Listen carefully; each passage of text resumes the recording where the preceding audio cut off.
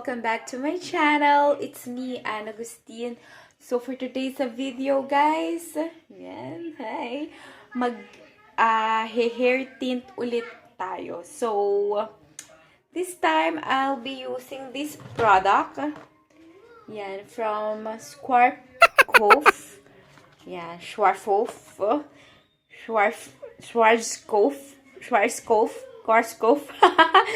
So, last time, and ang ginamit ko is from Garnier, Garnier. So, for today's video, I'm gonna use this product, Schwarzkopf, kasi, ayan na, nag-hair growth na siya. Yan. So, I need to take another toppings sa hair ko. Yan, kitang-kita na ang kanyang mga hair growth. So, this time, guys, I'll be doing this color. Ayan, i-flash ko siya sa screen. Ayan. Ang color niya ay... Ba't sinasabi ang kulay ko nung kulay? Walang nakasulat. Ayan, basta yun yung kulay niya. Ayan, i-flash ko siya sa screen. At saka, ito yung vlog ko. Ayan, that was my vlog nung last time na nag-hair color ulit ako. Tignan niyo kung paano yung nangyari. Tsaka kung anong effect sa akin ng Garnier Bell kasi nagkaroon ako ng allergic reaction. So, wish me luck na dito sa ano yan, sabog-sabog ang buhok ko. So, wish me luck dito sa gagamitin ko na to ay maging okay lahat. At ang expectation ko na buhok ay medyo red, parang red-orange, ganun. Yan. So, nagsawa na ako sa mga blonde, sa mga brunette, mga brown, ganyan. So, let's try naman this color na orange, may pagka-orange, something red, parang color combination siya ng orange and red. Ayan, ipa-flash ko sa screen. So, arat na! Samahan niyo ako. Ayan, mag-picture muna tayo ng before para tignan natin kung merong pagbabago after. Kung may magbabago ba sa aking hair. Baka makalbo. Guys! Basahin ko muna kung ano yung procedure kasi hindi ko alam. So, dahil sabi dito, for long hair, dahil I have a long hair, so this one siya. Dalawa ang kailangan nating gamitin. So, inside, meron siyang ganito.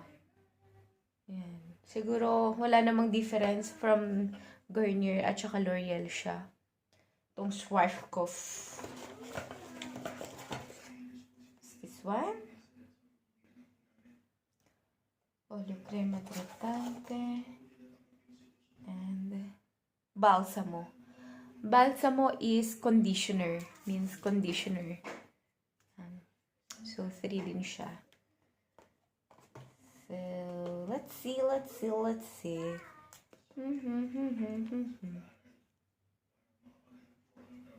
Yan. So, sabi dito, tapos meron din siyang gloves. Yan. May gloves siya. So, ang sabi dito ay,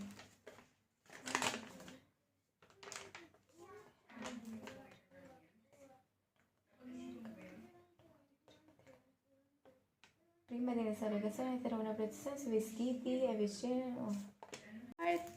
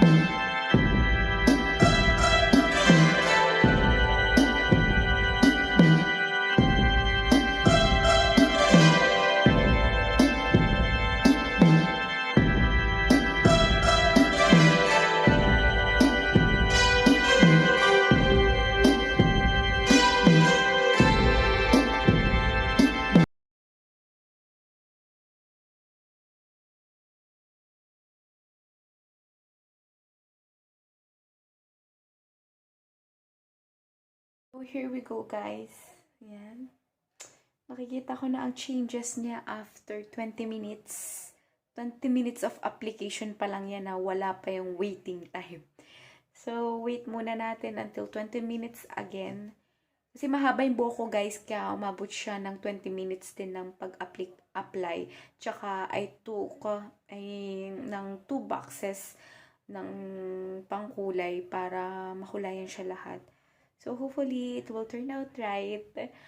And, wait muna natin siya, guys. So, mag-ano muna ako, mag-muni-muni. See you later.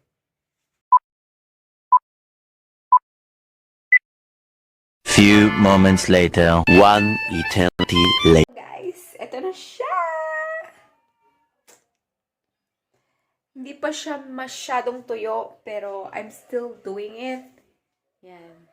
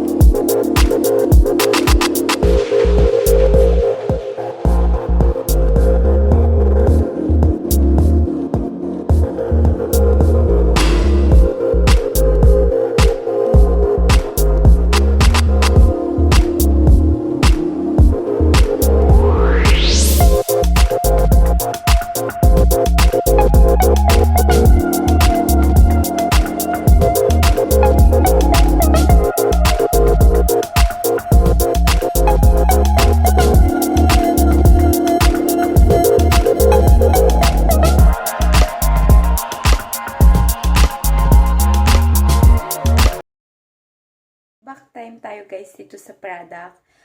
So, yung Schwarzkopf, yan, yung ano na yung ginamit kong pangkulay is, ang feedback ko lang sa kanya is, yung positive ay, dun muna tayo sa positive. Ano siya, very affordable siya, kaysa magpupunta ka pa sa parlor, tapos lalo na ngayon na may pandemic, so nag-iingat. Mas magandang more on sa bahay ka na lang gumawa ng mga ganyan. Murang-mura lang siya. Nabili ko lang siya ng 3 euro, almost 4 euro siya. And so, 2 box dahil nga mahaba yung buhok ko. So, I need 2 boxes na gamitin sa hair ko. So, all in all, sabihin mo lang na nasa 8 euro lang kaysa papa hair color ka. Pero nasa sa inyo yun. Kung gusto nyo, why not, diba? Kung mapera kayo, go push nyo sa salon. Pero yun lang, wala namang masyadong difference. Yan, murang-mura at nasa bahay ka pa, very, very, accessible siya. Tapos, ayun. At saka, ano pa bang masasabi ko? Yung conditioner is, sobrang bango niya. Sobrang bango ng conditioner niya sa buhok.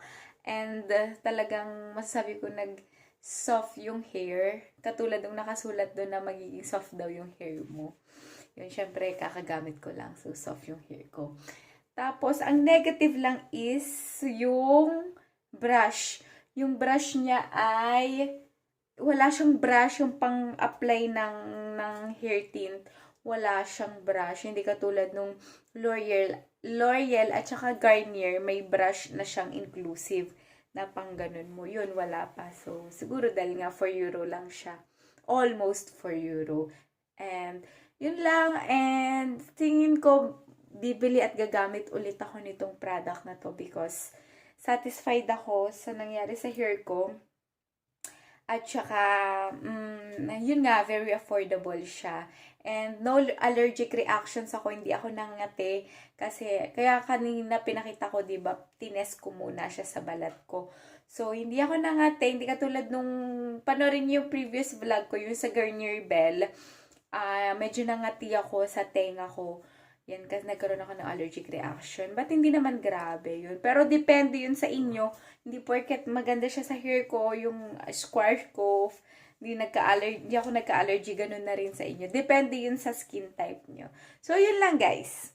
That's my video for today guys. So, if you like it, and samahan nyo ako sa mga DIY color my hair at home. Ayan, abangan nyo po. Baka sa susunod mag-color violet or color pink na ako, char. So, thank you for watching, and please don't forget to like, share, and subscribe. Bye! See you. Keep safe. See you.